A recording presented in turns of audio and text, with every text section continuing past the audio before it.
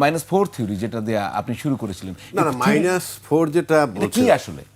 শুনেন, এটা 2007-এ যখন 111 হইল, জি। তখন একটা কথা প্রচলিত ছিল, তখন তো -2 শুনেছি। ওই -2 সেটা 4 কিভাবে একটু বুঝিয়ে আমি বলুন। বলি, আমার কাছে যেটা ব্যক্তিগতভাবে মনে হয়, তখন যেটা ছিল -2 বলতে দুইটা পরিবার মিন করছে, আমার ব্যক্তিগত কারণ দল আপনি ধ্বংস করতে পারবেন না। দল একটা শক্তি, শক্তির রূপান্তর আছে, ধ্বংস হয় না, রূপান্তর হয়।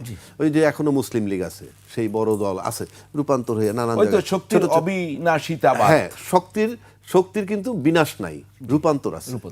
কাজে আপনি সায়েন্সের ভাষা এটা, তো সেই হিসাবে আপনি একটা দল, এই যে ইসলামী দল বলি না ধর্ম নিয়ে, ওটা কিন্তু একটা ফোর্স।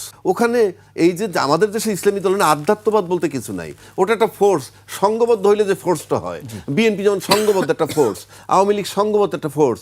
আমি সংঘবদ্ধ না, আমি কিন্তু ফোর্স না, আমরা ইন্ডিভিজুয়ালগুলো ফোর্স না। জি, বলছিলেন। হ্যাঁ, এখন -4 যেটা বলে, আজকের এই কনটেক্সটে যদি আসেন, আপনি বলেন তো, -1 প্রথম যদি আমি ইয়েরে ধরি, মানে আপনার প্রধানমন্ত্রী, প্রাক্তন প্রধানমন্ত্রী যিনি চলে গেলেন, তিনি কি জন্য গেছেন?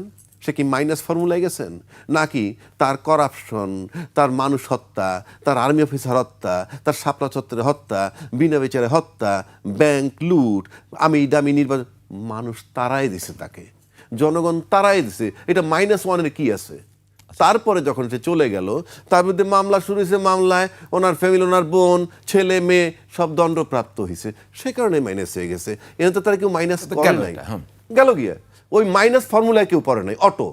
এইবার আসেন এই ফ্যামিলিতে, যদি আমি আজকে বিএনপির, আমি রিয়েলিটি বলবো, আমার কাছে কোনো, জি, আমি শুনতে আজকে বেগম খালেদা কি সিম্পল অসুস্থ। এখন কেউ কেউ বলছেন তারে পয়জনিং করছে, তারপর ঠিক আছে, এই পয়জনিং আপনি আজকে বলতেন, এই পয়জনিং, নেত্রীর পয়জনিং করার জন্য কিন্তু আটঘাট না, অনেক বিস্ফোরক অনেক কিছু হওয়া উচিত ছিল তাহলে তখন। এখন যে বলছে ফাইন, ভালো কথা, বাট অসুস্থ, এইটাই চূড়ান্ত সত্য, যিনি অসুস্থ। তা উনি অসুস্থতার কারণে উনি কিন্তু আর সেই স্বাভাবিক ওই ফর্মে যেতে পারবেন না কালকে সুস্থ হয়ে বাসায় আসলেও।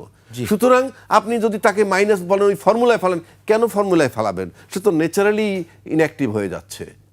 তারপরে যদি আসেন আপনি তারেক রহমান সাহেবের কথা বলেন, he has gone to London, উনি যদি if he does not come back, তো ওনাকে মাইনাস করলো কে?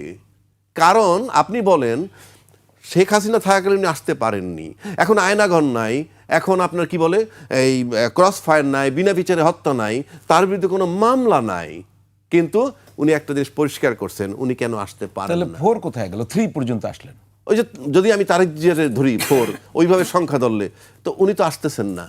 উনি যদি এখন নিজে না আসেন, কথার কথা বলছি, উনি দুইটা বক্তব্য রাখছেন কেন আসতে পারতেন। একটা বলছেন আমি কেন আসতে পারতেছি না, এটা আমার একক সিদ্ধান্ত নয়। 2 বলছেন আমি সেটা অবারিতভাবে প্রকাশও করতে পারছি না। ঠিক এই কথাটা যখন বলে, তখন কিন্তু দলের থেকে বলা হয়েছে, দায়িত্বশীল ব্যক্তিরা বলছেন উনি ফেরত আসবেন কি আসবেন না, ওটা ওনার ব্যক্তিগত এবং পারিবারিক ব্যাপার। তাহলে ব্যক্তিগত এবং পারিবারিক ব্যাপার হয়ে গেল, তার একক ম্যাটার হয়ে যায়, কিন্তু উনি একক ম্যাটার বলেননি। তাই যে একক ম্যাটার হয়ে গেলে দলের সাথে তার একটা গ্যাপ দেখা যাচ্ছে, বা দল গ্যাপ রাখছে। এখন যদি সেই কারণে উনি না আসেন, এটা মাইনাস তারে কে করলো? মাইনাস কে করলো? এখানে তো অটোমেটিক হচ্ছেন।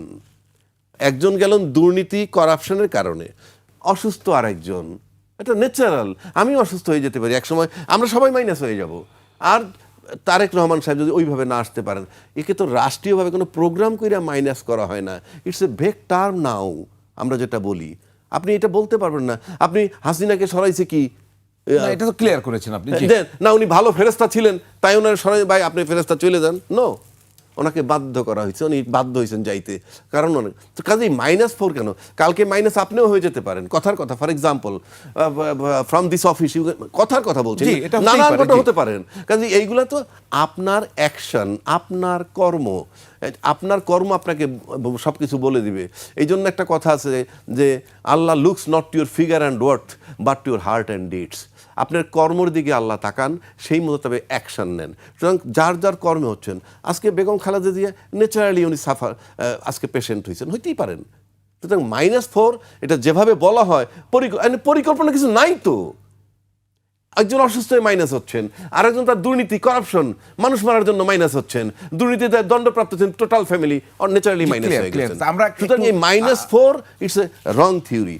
আরেকটা বিষয় এবার এখানে আসেন, যেটা আমি আপনাকে বলতেছিলাম, যে যদি কোনো কারণে আজকে যদি নেতৃত্বের সংকট হয়ে যায় কোনো কারণে এই ইয়েতে, তাহলে কি হবে? যারা নির্বাচন, মানে বিএনপিতে, হ্যাঁ, যদি নির্বাচন যারা চায় না, আজকে দেখেন আপনার যে জরিপ, তাতে 30% কিন্তু সিদ্ধান্তহীনতায় আছে। জি। আর যারা মাঠে আছে ইয়ে নিয়ে, তার বিরুদ্ধে পরিষ্কার কিছু লোকের, আল্লাহ মাফ করুক, আমি কিন্তু একেবারে পুরা জাতির কাছে, যদি কোনো কারণে খালেদা জিয়া এক্সপায়ার করে যান, তাহলে কি হবে? একটা শ্রেণী কিন্তু অলরেডি বলছে যে ওনার কারণে তফসিল পিছানো হোক। তার মানে কি? এটা একটা জনমত আছে। কেন জনমত আছে? বাংলাদেশে আপনি যে জরিপটা নিয়ে আসলেন, এখানে মাত্র 19% যার কথা আনছেন BNP, they are determined about election. Jamaat কিন্তু এই সমস্ত ইস্যু আনে, অস্ত্র উদ্ধার হয় নাই, প্রশাসন ঠিক নাই, লেভেল প্লেইং ফিল্ড ঠিক নাই, এই ইস্যুগুলো তারা আনে। তার মানে নির্বাচনের দিকে তাদের ঝোঁক নাই।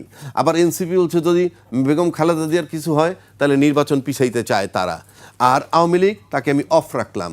তাহলে আপনার এই 16, এই 6, এনসিপি 16, এনসিপির 6, জামাতের 16, তার সাথে যারা ভোট দেয় নাই, মানে যারা সিদ্ধান্ত দেয় নাই, এরা যদি চাপ দেয়, এরা যদি ইউনাইটেড হয়, নির্বাচন পিছায় নেয়, সেক্ষেত্রে কিন্তু বিএনপির একটা বিরাট চাপ পড়বে।